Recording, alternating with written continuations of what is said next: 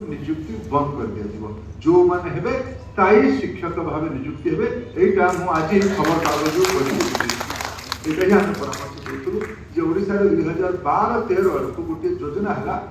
जे शिक्षक मानको प्रथम 6 वर्ष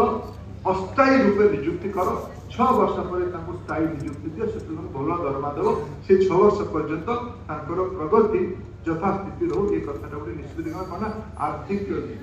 समस्या थिला किंतु आज सरकार से कथा को शिक्षक को सम्मान जीवन मिलू यहीटा आमर प्रतिबद्धता थी